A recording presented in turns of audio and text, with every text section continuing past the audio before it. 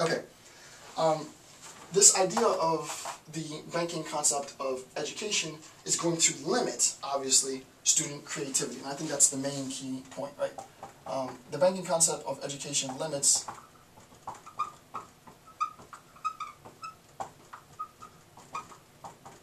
right? It limits student creativity, right? Very, very important point.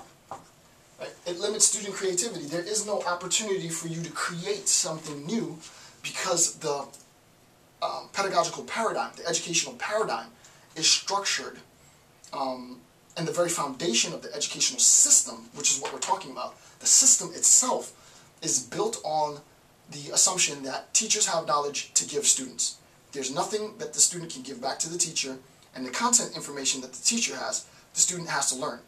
The teacher then tests the student on that content information, and a student who regurgitates that information passes, a student who fails to regurgitate that information, who challenges that information, who augments that information, who delimits that information, fails. Right? So with respect to the relationship between the teacher and the student, obviously this banking concept of education is severely going to limit creativity. I wouldn't even say limit creativity. It absolves, it's the absolution, the destruction of creativity, right? There is no creativity in the banking concept of education. Obviously we see that limited creativity serves the interests of the oppressor, right? It is to the interest of the oppressor that there isn't creativity in the population, right?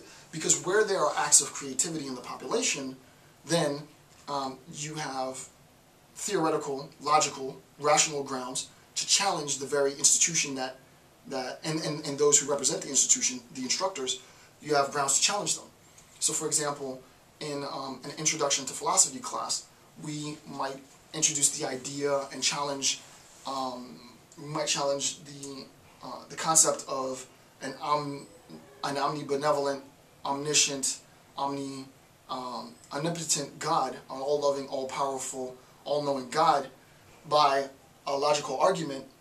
And insofar as we challenge the student to think about the implications of that, we recognize that that's going to go against the tradition that reared them. Everything that they've learned up until our classes, right?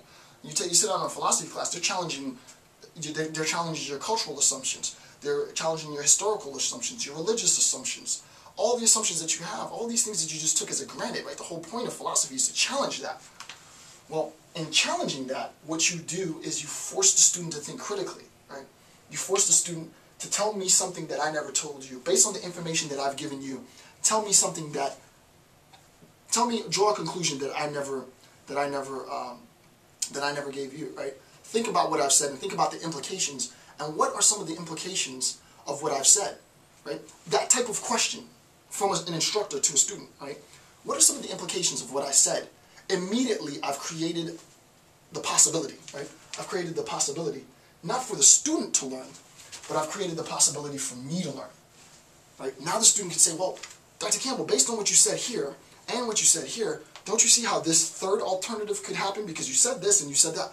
Wow, I never thought of that, right? So that now we have a true exchange, right? It's not just the possibility for the student to be educated, but it's now the possibility for the instructor to be educated. Unfortunately, however, many instructors do not create that possibility, and there never is that exchange in the classroom, because under the traditional educational system, information just comes from me to you, and that's what we want to change, right? That's what we want to transform.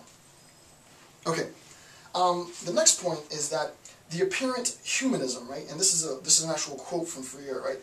The apparent humanism turns women and men into automatons, right? This apparent human, I'm doing it for your own good. It's a gift from me to you because I care so much, right? Aren't I a good humanist because I'm giving you this gift? This apparent humanism only creates automatons. I want you to be just a cog in the machine, right? Right? I want you to be a cog in the machine. I don't want you to think critically. I don't want you to challenge my authority. I don't want you to challenge my assumptions. I don't want you to add to my content knowledge. All I want you to do is receive my content knowledge, regurgitate my content knowledge, and spread it.